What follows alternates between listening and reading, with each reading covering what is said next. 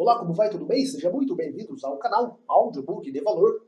Você está ouvindo uma narração de Edson Souza e o propósito do canal aqui é compartilhar conteúdos relevantes no formato de audiobook.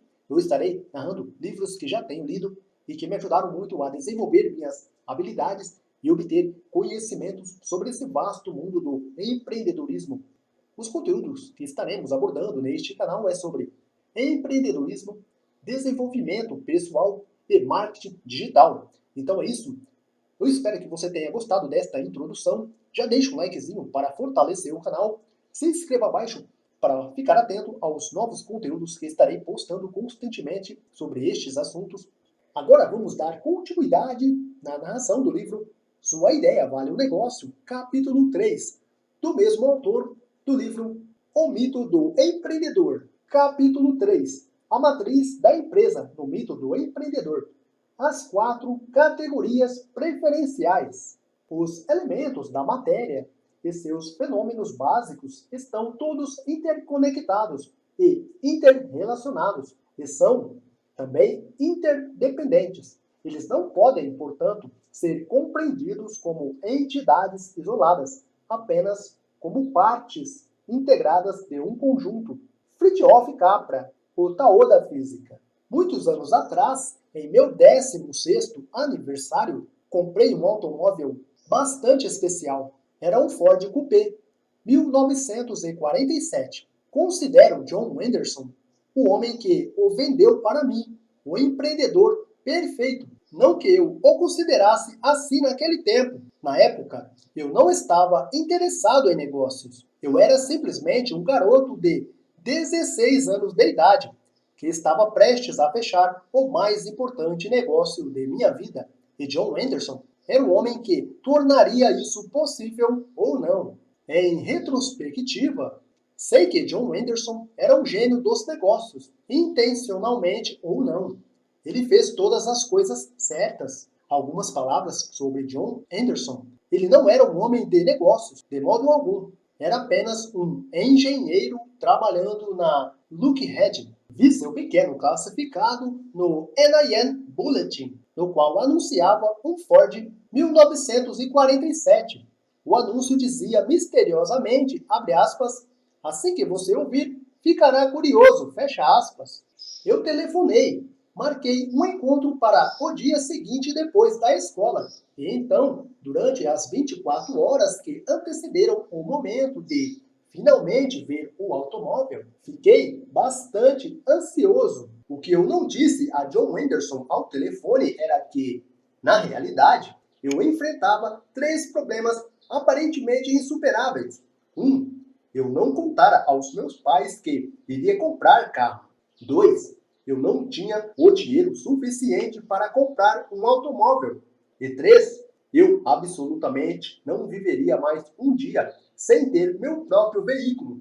Foi com essa realidade e me roendo por dentro que eu ansiosamente toquei a campainha da casa de John Anderson naquela terça-feira à tarde. Quando ele abriu a porta, vi que era um homem indefinível, alto e magro, com cabelos loiros cortados de maneira impecável e olhos azuis claros, que o faziam parecer bastante inteligente. Tinha seus 40 anos de idade, apesar de parecer muito mais jovem. Ele usava uma camisa caqui aberta no colarinho e calças combinando. Ambas estavam passadas e engomadas no estilo militar. Seus sapatos marrons brilhavam. Ele sorriu calorosamente, apertou minha mão, convidou-me para entrar, apresentou-me à sua esposa, que estava picando tomates à mesa da cozinha, e então conduziu-me até a garagem, onde disse que guardava o carro. A garagem branca e pequena era separada da casa. Eu o segui até a porta da garagem e esperei o que me pareceu uma eternidade enquanto ele destravava uma enorme tranca presa à maçaneta da porta. Como que antecipando a pergunta que eu não tive a coragem de fazer, ele disse: mantenho a porta trancada somente para garantir o que eu não poderia imaginar. Enfim, ele abriu a porta. Diante de nós estava o automóvel, completamente coberto com uma capa impermeável feita sob medida. O único objeto dentro da garagem pousava estático, como que flutuando. No espaço à minha frente era um pacote surpresa esperando para ser aberto. Um mistério aguardando ser revelado. Era como se John Anderson tivesse me levado à sua garagem para revelar um segredo que tivesse escondido ali havia muito tempo. Um que estava prestes a destilar pela primeira vez, para mim, e somente para mim, seu único cúmplice. Aquilo quase superava o que eu podia suportar. Você poderia me ajudar a retirar o encerado? Perguntou ele, movendo-se para a frente do carro e tocando levemente a lona com a mão. Estaria ele brincando comigo? Murmurei algo incoerente como e aguardei pelas instruções que eu pressentia estarem a caminho. Instintivamente, eu sabia que arrancar um encerado como aquele de cima de um carro e simplesmente atirá-lo ao chão não era a melhor opção.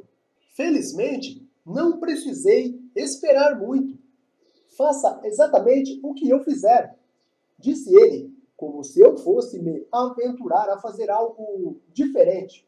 Ele se moveu para o lado direito da frente do carro e gesticulou com a cabeça para que eu me movesse para a mesma direção na parte traseira. Então se abaixou, pegou a ponta da lona e começou a erguê-la em linha reta, até acima de sua cabeça. Eu fiz o mesmo, mas, mesmo desejando seguir suas instruções, não pude evitar distrair-me com o que surgiu em frente aos meus olhos. O carro brilhava. A primeira parte descoberta foi o para-choque cromado, depois o paralama cinza claro traseiro, e em seguida a polida e brilhante lanterna vermelha traseira. Cada uma das peças, à sua vez, cintilou com seu brilho próprio. Cada parte acentuava a outra, enfatizava a seguinte, transformava a próxima, enriquecia a adjacente. Foi amor à primeira vista. Posso ver aquele Ford Coupé 47 tão clara e maravilhosamente hoje, quando o vi na garagem de John Anderson, ao elevar o encerado e passá-lo por cima do carro, dobrando-o, como Anderson indicava, como uma bandeira nacional. Com amor, extrema atenção, lentamente revelamos cada parte do automóvel. Com amor, extrema atenção, lentamente revelamos cada parte do automóvel. O para-choque cromado, o paralama cinza, a lanterna vermelha traseira, o vidro traseiro, o teto, o porta-malas, a maçaneta cromada do porta-malas. Finalmente, o carro foi exposto e revelou-se algo. Um presente cintilante, bem melhor do que eu jamais seria capaz de criar em minha mente. Terminada a dobra do encerado, John Anderson guardou-o no porta-malas do carro e fechou a porta traseira de maneira suave, porém firme. Então permaneceu ali, ao lado do carro, aguardando, sem dizer palavra. Acho que eu disse, uau, não posso garantir, mas se eu disse, acredito que tinha sido a mim mesmo. Aquele carro me dominara. As faixas brancas dos pneus, as calotas cromadas, as bandas de rodagem escuras e simétricas, as janelas, as maçanetas cromadas, os paralamas, as portas, a pesada e poética curvatura do próprio automóvel. Tudo o que significava um verdadeiro carro para qualquer adolescente de 16 anos. Muito mais do que qualquer coisa que eu pudesse dizer, que John Anderson pudesse dizer, ou que qualquer um pudesse dizer. Aquele cintilante Ford Coupé, com sua nítida meticulosidade, seu profundo senso de ordem, dizia tudo. Nada poderia ser mais direto. Nada poderia ter tocado mais fundo em minha alma.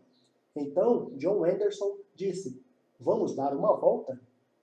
Existem 4 categorias de preferência que todo negócio deve satisfazer na mente e no coração de cada um dos 4 principais influenciadores: as preferências visuais, as emocionais, as funcionais e as financeiras. Elas compõem o que denomino fonte da iniciativa do mito do empreendedor. E John Anderson intuitivamente entendia essa ideia. Para John Anderson, a venda de seu Ford Coupé 1947 representava bem mais que uma transação comercial. De fato, o carro significava muito mais que um simples automóvel. Para John Anderson, seu Ford Coupé traduzia uma ideia. Portanto, a venda do automóvel era uma extensão daquela ideia. Assim, John Anderson, sua esposa, eu, e sem que eu soubesse, meus pais, todos representávamos uma extensão daquela ideia. Todos éramos influenciadores e, ao mesmo tempo, também influenciados. Todos processávamos preferências que precisavam ser satisfeitas e que seriam satisfeitas para que a ideia se transformasse em uma ação, adentrasse o futuro e se tornasse parte do mundo. A ideia de John Anderson em relação ao Ford Coupé 1947 trazia consigo todas as possibilidades que seriam descobertas e que já existiam no momento de sua concepção. Naquele Ford Coupé 1947 específico estavam agora os 2 garotos de 16 anos, eu e John. Assim como todas as mães, todos os pais e todas as esposas. Cada um de nós o amava e o odiava. Precisava dele, mas, ao mesmo tempo, o evitava. Sonhava com ele, mas o regenerava. Defendia-o, mas o rejeitava. O temia, mas o cobiçava. Nós o consideramos em nossos relacionamentos com outras pessoas, com nós mesmos, em nossas fantasias a respeito de um carro, em nossas ideias sobre compra, venda e dinheiro. Em nossas ideias, cada inevitável e interdependente parte dessa complexa, sutil e irremediável e embaraçada rede de interações e contradições entre nossos pensamentos, sentimentos e corpos completamente estranhos. Em resumo, aquilo significava e significa fazer negócios, o que se tornaria e se manteria para sempre em meu coração e em minha mente como uma transação de sucesso, tanto para mim quanto para Anderson. Contudo, ela jamais teria acontecido se instintiva e inconscientemente não tivesse utilizado a matriz da iniciativa no mito do empreendedor em seu relacionamento pessoal consigo mesmo, com os meus pais, com sua esposa e comigo. Conforme dirigíamos, ele falava: sou um aficionado por objetos mecânicos, sua aparência, seu funcionamento, o modo como superam a si mesmos, como se encaixam no mundo. Esta sempre foi uma de minhas paixões. Ele se virou para mim e disse: e para você? Isso representa algo? Eu não sei, respondi, mas as palavras de Anderson lembravam-me mais do que qualquer outra coisa de meu professor de saxofone. Você e Marilyn se dariam muito bem, disse a ele. Nunca conheci alguém tão interessado em extrair o máximo de um mecanismo como Merlin. Ele é simplesmente um gênio da afinação dos saxofones. Sempre que imagino que meu instrumento chegou ao máximo de sua potência, Merlin faz algo nele que o torna ainda melhor. E a que isso você se refere? John Anderson sorria de orelha a orelha. É exatamente a isso que me refiro, disse ele. É justamente isso que este carro significa para mim. Ele é um Ford Coupé 1947. Perfeito. Se eu estivesse procurando por um carro usado, eu gostaria que ele parecesse tão bom quanto este. Gostaria que seu mecanismo de direção fosse exatamente como o que tenho aqui. Apreciaria que todos cuidassem dele exatamente como eu, como se ele fosse a coisa mais importante do mundo. Então, ele entrou em uma calma alameda, diminuiu a velocidade ao aproximar-se da calçada e estacionou. Quer tentar? Perguntou. Pensando agora sobre aquela situação, tenho a impressão de que eu estava realmente destinado a possuir aquele carro. É como se aquele anúncio no Enabim Boletim fosse, na verdade, uma carta escrita para mim. Como se o Ford Coupé 1947 guardado na garagem de John Anderson estivesse esperando somente por mim, como se ele soubesse que eu seria o único a ligar, o único a aparecer diante de sua porta e o único a ir embora em seu carro, como se estivesse preparado para resolver qualquer impedimento, de modo que o meu objetivo fosse alcançado. Ele se responsabilizaria por tudo. Depois de estacionar o carro de volta em sua garagem, recobri-lo com o encerado e trancar a porta do que chamaríamos daí em diante de cofre, sentamo-nos à mesa da cozinha para fazer negócios.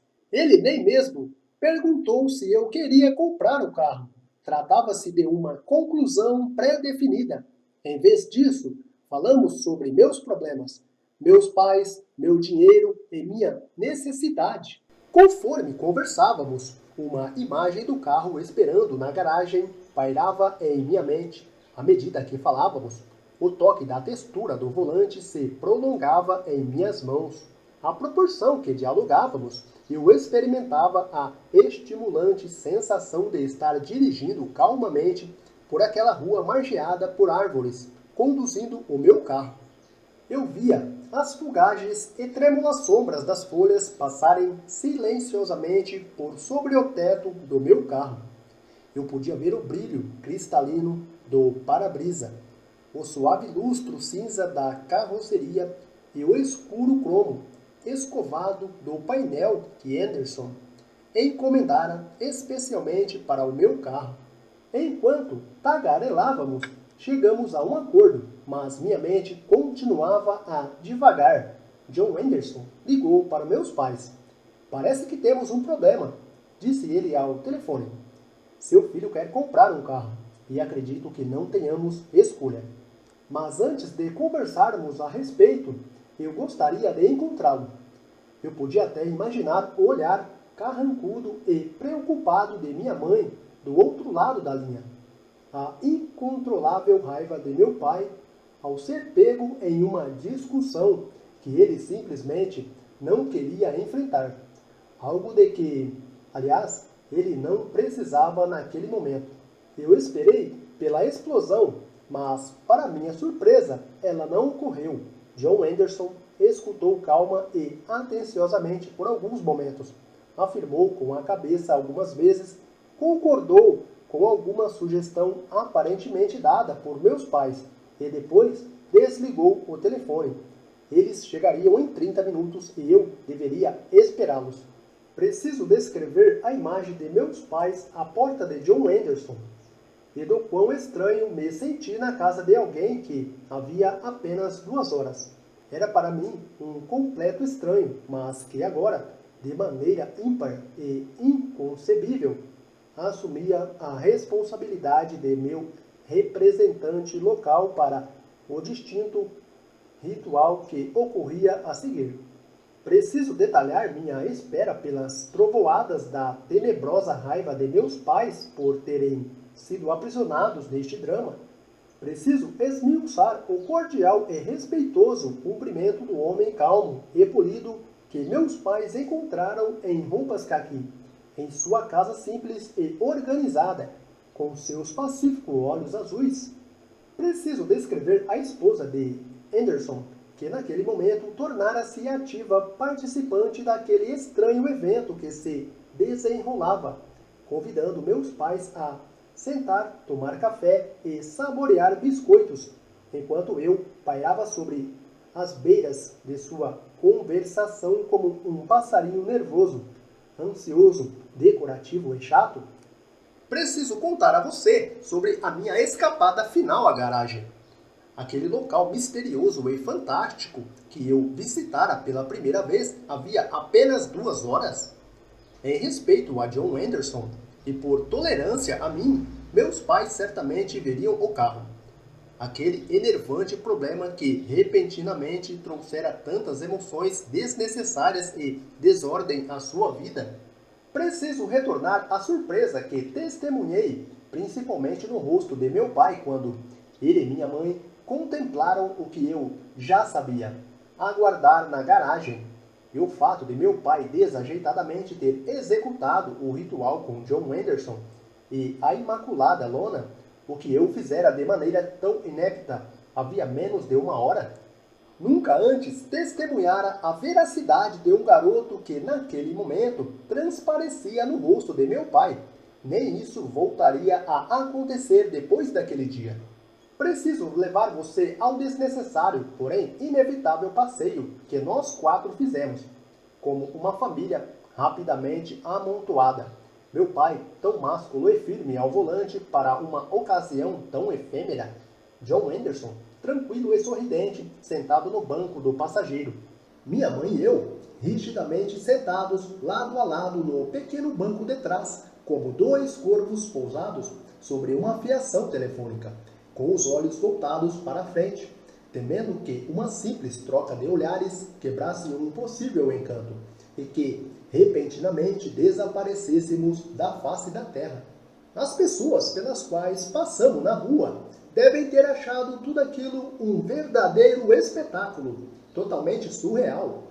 Precisamos relembrar aqueles silenciosos, intensos, vividos e inesperáveis momentos que nos conduziriam àquele marcante e complacente final, o ponto invisível, mágico e perfeito no qual os atos deste extraordinário, porém comum ritual por fim se entrelaçaram.